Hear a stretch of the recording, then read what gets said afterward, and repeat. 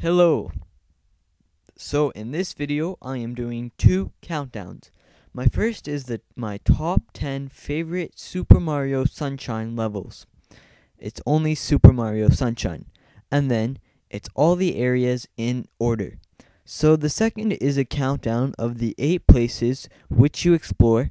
So Delfino Plaza to Pianta Village. The second one doesn't consider if the levels were good or not, it's just the setting. So the whole decor and mood of the place. Just think, if I went to Isle Delfino and I had to stay somewhere, so I'm going to start off with my top 10 favorite Super Mario Sunshine levels. So number 10 is in Gelato Beach, and it's the Sandbird is Born.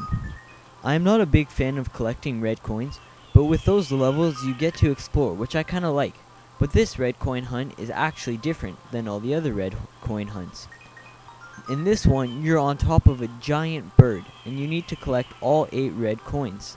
This level was fun, but it was also very challenging because the bird is moving and you could fall off at any time. And you had to do your best to collect the red coins, but also to hang on. So, number 9 is the Manta Storm. This level is in Serena Beach. The whole level is that you have to destroy this giant manta. All you do is spray water at it. It sounds simple, eh? But it's not. When you spray the manta, it divides itself into 2 smaller entities. So you could have nearly hundreds of tiny mantas swarming around.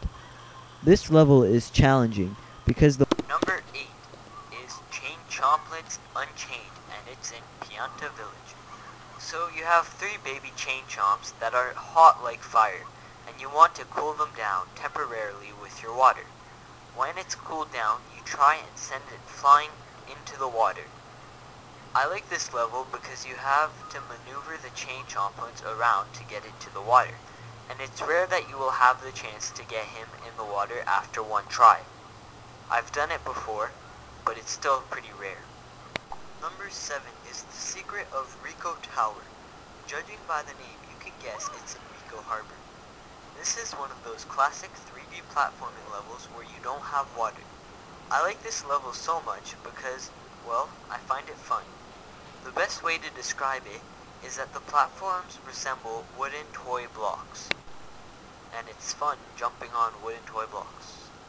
Number 6 is the Caged Shine Sprite, and again, it's in Rico Harbor. I like this one because it utilizes the setting efficiently. You need to take the cranes, climb cages, and maneuver around the rails. And if you fall down, then you pretty much have to restart again. This level is also really good if you want to collect the 100 coins.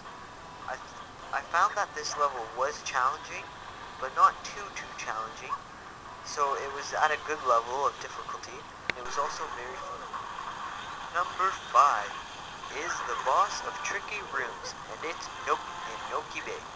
In this level, you need to beat that giant squid. I really like this one because I always liked the giant squid battles. But this one was better because getting to the squid was more fun than in Rico Harbor. The squid is beaten the same way as it was in the previous levels, so it's not much harder, but I just prefer how you get to it. In this level, you have to maneuver around the walls, and in the Rico Harbor level, you had to just kinda, well, it was easy to get to, and this one was harder to get to. number 4 is Ely's Mouth Dentist.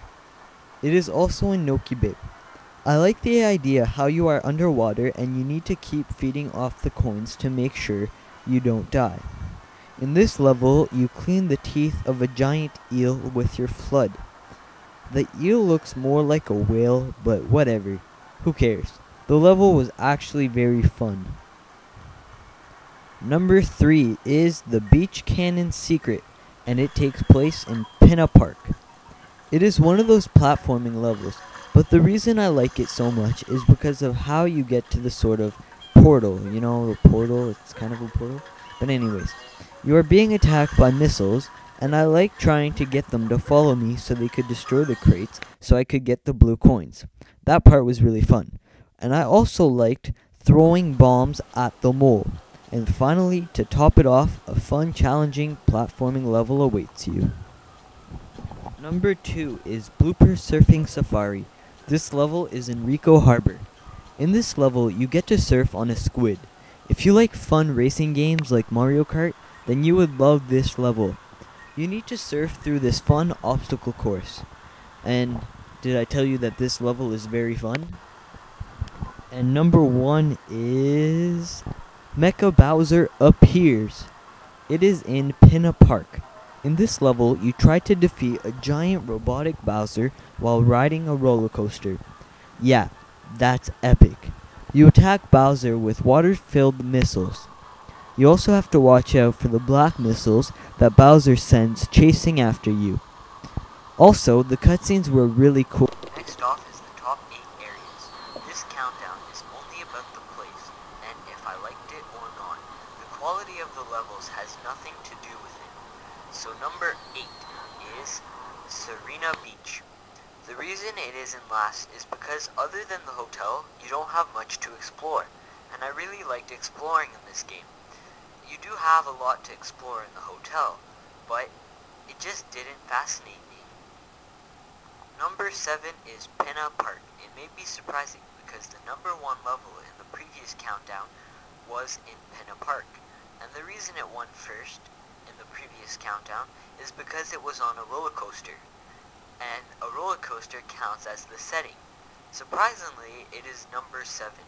It's weird because I love amusement parks, but Pinna Park didn't feel enough like a Six Flags or Wonderland or Disneyland, and that's really what I love. So that's the reason why it comes in 7th. Number 6 is Gelato Beach.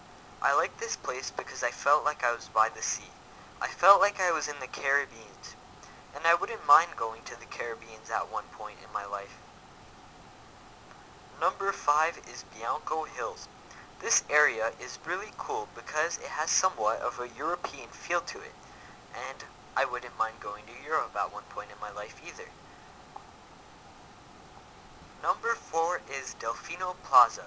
This is more of the hub world than a specific area, but I still included it because it has an important role in the game. I really like parkouring over the rooftops. I like trying to find shines around Delfino Plaza, and last but not least, I love riding on Yoshi. Number 3 is Noki Bay. I felt like you were by the sea, but it was completely different than anything we have on Earth. The blue shades made this area so nice. The water looked beautiful, and the cliffs made the place look even better. And the giant waterfall added a nice touch.